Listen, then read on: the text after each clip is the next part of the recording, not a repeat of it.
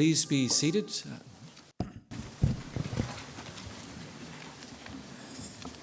Madam Deputy Secretary-General, United Nations, members of the Diplomatic Corps, Chancellor, Presidents, members of Council, Fellows, faculty and guests, it's an enormous pleasure to welcome you all here today on the occasion of the RCSI Millin Meeting.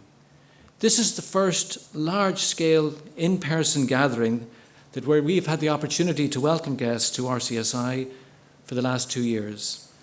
I'm delighted to welcome you to this occasion. For those of you who don't know me, my name is Professor Cathal Kelly, CEO Registrar of RCSI. We commence today's Millin Meeting with the Honorary Fellowship conferring upon Ms Amina Mohammed, Deputy Secretary-General of the United Nations and Chair of the United Nations Sustainable Development Group. You're all very welcome joining us today, and also those who are joining us online.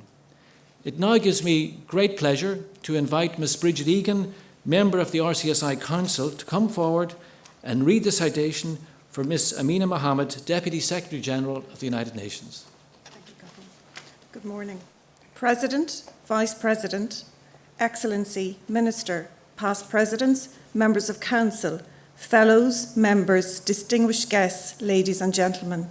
It is a privilege to present Madam Amina J. Mohammed, who serves as Deputy Secretary-General of the United Nations and Chair of the United Nations Sustainable Development Group, for the award of Honorary Fellowship of the Royal College of Surgeons in Ireland. Madam Mohammed was born in Liverpool and was educated in the UK and Nigeria. Her earlier career was with Arcon Nigeria, working on the design of schools and clinics, but she rapidly became an advocate for equality of access to education and opportunity. She was the founder of the Civil Society Action Coalition on Education for All, an organisation in Nigeria whose mission is to ensure free, quality and inclusive education. In government, she served as the National Coordinator of Education for All in the Ministry of Education in the Federal Government of Nigeria, and Senior Special Assistant on Millennium Development Goals to President Muhammadu Buhari of Nigeria. She served as Minister of the Environment in the Federal Government of Nigeria between 2015 and 2017, when she was appointed Deputy to UN Secretary-General Antonio Guterres.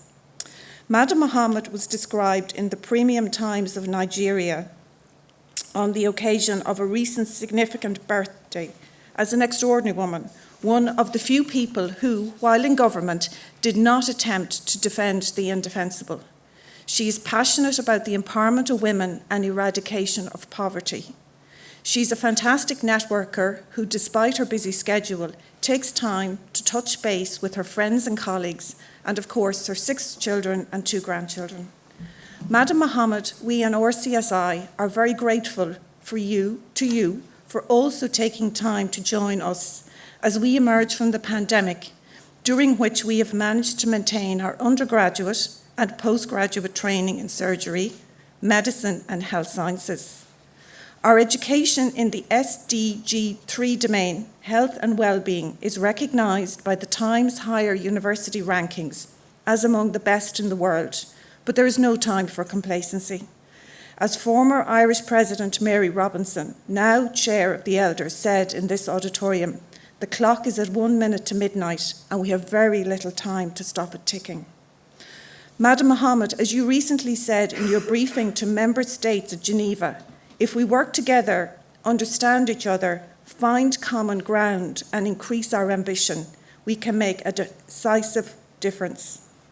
President, it gives me great pleasure to present to you Madam Amina J. Mohammed, who I am sure you will agree is most worthy of the highest distinction this college has to offer, the Honorary Fellowship of the Royal College of Surgeons in Ireland.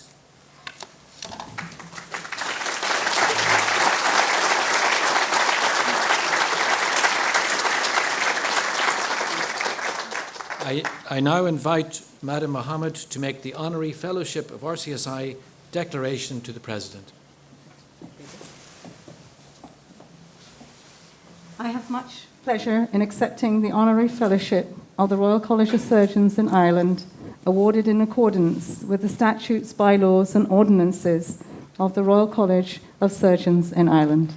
I now invite the President of RCSI, Professor Ronan O'Connell, to admit Madam Mohammed as an Honorary Fellow of RCSI. Madam Mohammed, by virtue of my office as President, I admit you as an Honorary Fellow of the Royal College of Surgeons in Ireland.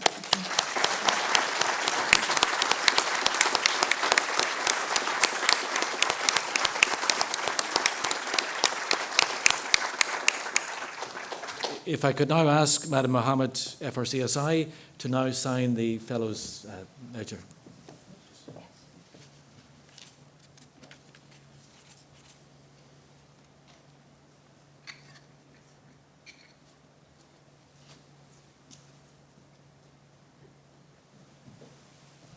May I present you with the scroll and the medal as our newest Honorary Fellow.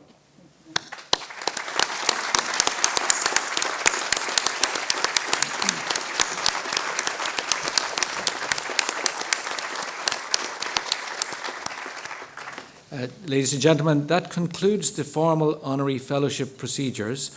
I now invite Council members to take their seats in the auditorium, and we will proceed momentarily with the annual Carmichael Lecture.